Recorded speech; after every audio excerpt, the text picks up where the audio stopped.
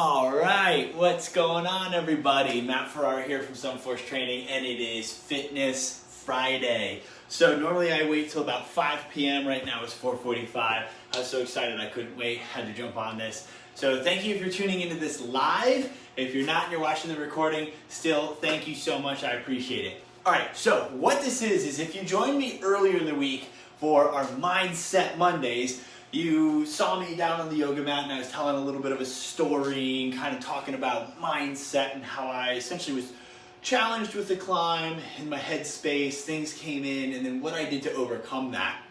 Well, that's the beginning of the week. Try to set up our mindset right. End of the week, I want to give you guys some fitness tips, tricks, or even just small regimens or routines or things that you can do on your hangboard, on your yoga mat, maybe even up against the wall to improve your climbing, things that you can, strengthen or essentially diversify your portfolio of what you put into your training and climbing regimen for training. All right, so with that said, each Friday is going to be something completely different. It could be a strength day, it could be a power day, it could be an endurance day, it could be a power endurance day, it could be fitness-based power, fitness-based strength, fitness-based endurance, or it could be a climbing or hanging-based fitness, or a climbing or hanging-based strength day, endurance day, or power day. That way, we're always keeping it different, we're always keeping it fresh, and there's something for everybody in the Fitness Friday. All right, so today what we're going to do is we're going to brief over some Fitness Friday tricks and tips for strength and for fitness. And we're going to use our hangboard, we're going to use some bands and some weights if you have them. And I'm going to give you guys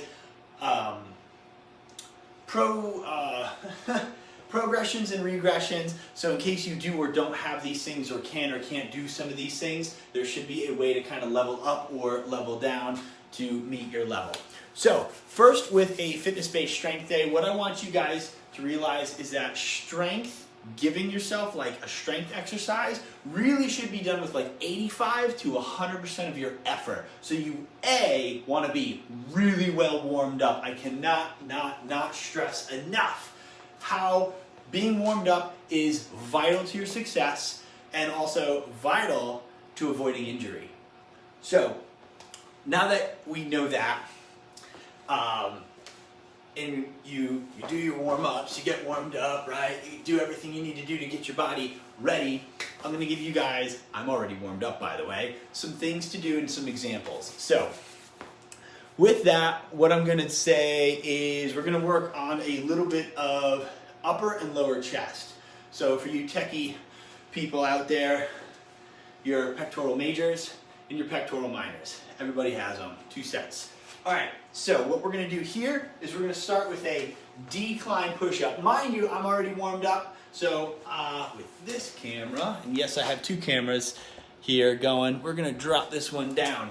All right, so a decline push-up, what we want to do, and this is really good for your pectoral minor up top and your anterior shoulder, is we want to make sure that our wrists are comfortable, all well warmed up, and we find ourselves an elevated surface, make sure our core is tight, and we're going to be doing 5 repetitions in this strength set.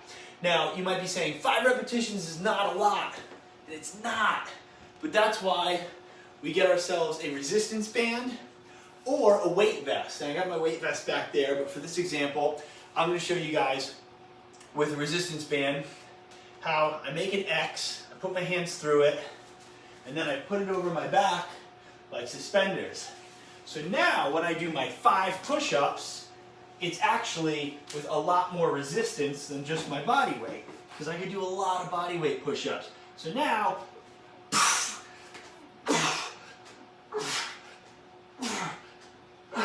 my 5 push-ups are a lot harder, and I'm actually getting something out of it in regards to building strength. So I've increased my resistance. And I'm going to move this camera back up. Now, Another movement that we can add to our repertoire is going to be an incline push-up, right? So this is where the top of our body goes up. So here, I've got my gray band, but actually I'm going to use this thicker, heavier duty black band instead of the gray one. Now, why, you might ask? Because your pectoral majors are a larger muscle in your chest, and we have the ability, a greater ability, to produce force with them. So when I'm at an elevated surface, and for this, because I'm on a soft surface, I'm going to use my fist, I'm pushing down, I can actually push a lot harder and a lot stronger. Now, the decline and the incline push-ups, for this strength set, we're going to do probably about 4 to 5 sets of them, and in each set, we're going to do 5 85 to 100% effort repetitions.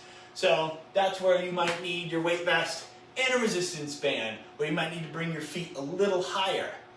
Now, be careful with bringing your feet too high, because we don't want to turn it into a handstand push-up where it's mostly shoulders. We really want to keep it in the chest. So keeping your angles about 45 degrees or so is probably ideal. All right. If you guys like this video, please share, subscribe. Now we're going to talk about core, and I want to talk about sit-ups.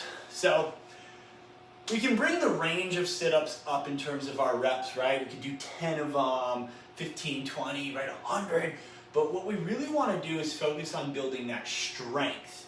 So what I'm going to do here, and bear with me because I'm going to give you guys a couple progressions, regressions, is what I like to do is take a nice heavy kettlebell so my feet don't go flying in the air, and take a nice heavy kettlebell for my abs. Now you can do these with dumbbells, you can do these with plates. It doesn't have to, the shape of the weight doesn't make a difference. I need to be clear about that.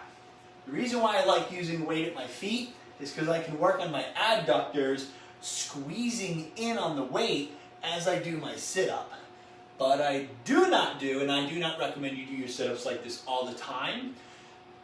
And there's a larger reason for that, but we can get into that later. But this way, I'm working on my adductors, my inner thigh. I'm squeezing, which helps me with rock climbing if I ever have to get my leg around something and squeeze in. But I'm going to limit my repetitions to 5 to 8 reps, because I'm working with a resistance that's going to limit me on how many I can do. Remember, each rep, we really want to be close to that 85 to 100%. So you might even need to go heavier. Now, some people are like, well, Coach Matt, I don't have a huge kettlebell. Well, you probably have a couch. And let me move this camera so these viewers could see. You probably have a couch that you can slide your toes under, and we can use that.